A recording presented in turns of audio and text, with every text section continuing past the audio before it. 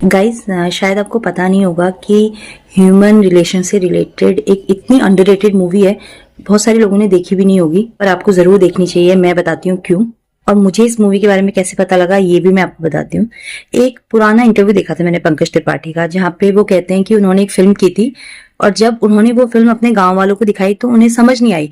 मतलब commercially entertaining film उन्हें शायद नहीं लगी, but I am very inquisitive about the film, तो मैंने सर्च किया और वो फिल्म मुझे मिली यूट्यूब पे। लिटरली आप यकीन मानिए इतनी प्यारी फिल्म है वो। उस फिल्म को देखने के लिए आपकी अंडरस्टैंडिंग मैच्योर हो ये जरूरी नहीं है। जब आप उसे देखेंगे तो आप ऑटोमेटिकली रियलाइज करेंगे कि ऐसा होना बहुत ही स्वाभाविक है। अपने आसपास नजरें घुमाएंगे अपनी सोसाइटी में तो ऐसी बहुत सारी चीजें आपको ऑटोमेटिकली देखने मिल जाएगी और खुद के अंदर भी।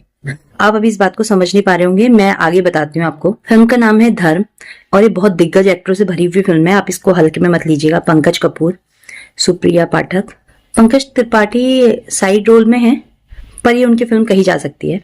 तो कहानी एक बहुत ही विद्वान प्रख्यात पंडित जी की है जो बनारस के घाट पे रहते हैं। अपने धर्म को लेकर उनके अंदर इतनी कट्टरता है कि अगर कोई ऐसा इंसान जिसे समाज में एक अच्छी जाति का नहीं माना जाता उन्हें छू ले तो वो खुद को पवित्र करने के लिए जुट जाते हैं।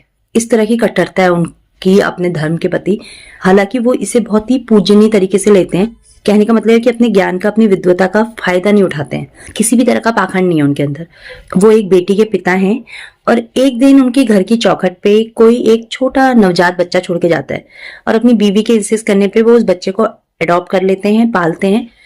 हालांकि कुछ टाइम बाद उन्हें पता लगता है कि जिस बच्चे को वो पाल रहे हैं, जिसको उन्होंने अपना मान लिया है, वो किसी दूसरे धर्म का है। तो जो भी मैंने भूमिका उनके बारे में आपकी बनाई थी, तो सोचिए जब ये सिचुएशन उनके सामने आई होगी तो उन्होंने क्या रिएक्ट किया होगा। इस फिल्म में आपको रिलीजियस राइट्स देखने को मिलेंगे। ये फिल्म थोड़ी लाउड चलती है स्टार्टिंग। लाउड कहने का मतलब इसके कंटेंट वाइज लाउड, जैसे कि क्योस होता है, रिलीजियस बहस है, डिस्कशंस हैं, हेट्रेट है, बहुत सारे सोशल नॉर्म्स हैं।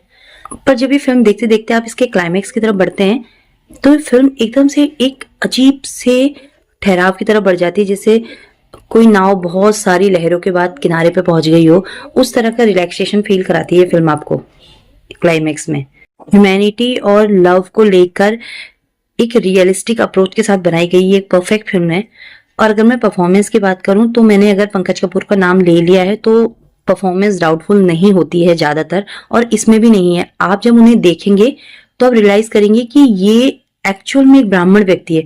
उनका एटीट्यूड, उनका ऑरा, उनके फेशियल एक्सप्रेशन, आप ऑटोमेटिकली उनकी रिस्पेक्ट करने लग जाते हैं कि ये कोई ज्ञानी आदमी है। इमोशनल लोग इस फिल्म की सेंसिटिविटी बहुत जल्दी समझ जाएंगे, लेकिन प्रैक्टिकल अप्रोच वाले जरूर समझेंगे कि सही और गलत के बीच में भी कुछ एक चीज होती है जो ह्यूमन इमोशन से जुड़ी होती है।